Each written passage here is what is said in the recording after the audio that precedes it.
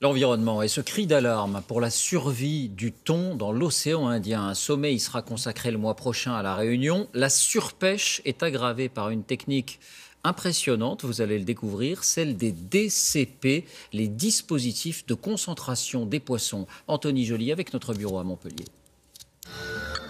C'est une méthode de pêche redoutablement efficace. Peut-être un peu trop.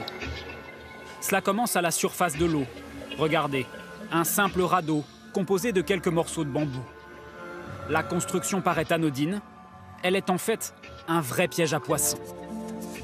On appelle ce radeau un DCP, un dispositif de concentration de poissons. Sans que les scientifiques sachent vraiment pourquoi, les poissons s'agglutinent près du radeau et tournent autour pendant plusieurs jours. Une aubaine pour les pêcheurs qui n'ont plus qu'à jeter leur filet et capturer un maximum de poissons, généralement du thon. Si la technique est efficace, elle est aussi dévastatrice selon l'association Greenpeace. Car avec les DCP, tous les poissons sont capturés, sans exception. Ils ont également une conséquence sur les captures trop importantes de juvéniles, c'est-à-dire des thons qui ne se sont pas encore reproduits. La conséquence, elle est simple, on met en péril la pérennité de la population de thon. En plus des jeunes poissons, les pêcheurs capturent aussi parfois des espèces protégées de requins, qui meurent étouffés dans les filets. Ces dernières années, le nombre des DCP progresse sans cesse. Il y en aurait 120 000.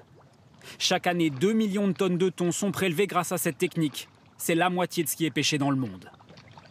À mesure que la ressource s'épuise, les scientifiques s'inquiètent. Mais les mentalités, disent-ils, sont en train de changer. Certains pêcheurs commencent eux aussi à prendre conscience du problème. Les pêcheurs français, il y a 4 ans, ont commencé à s'auto-limiter en nombre d'objets flottants qu'ils utilisaient. Mais c'est tout récent et c'est effectivement quelque chose de très bien, une bonne dynamique. Mais il faut continuer, il faut aller encore plus loin. Si certains pêcheurs tentent de protéger la ressource, il n'existe pour l'heure aucun quota de pêche pour les thons tropicaux. L'Union européenne assure vouloir en imposer dans les 5 ans à venir. Aujourd'hui, 90% des espèces marines sont surexploitées. Le dossier de cette édition, quand le principe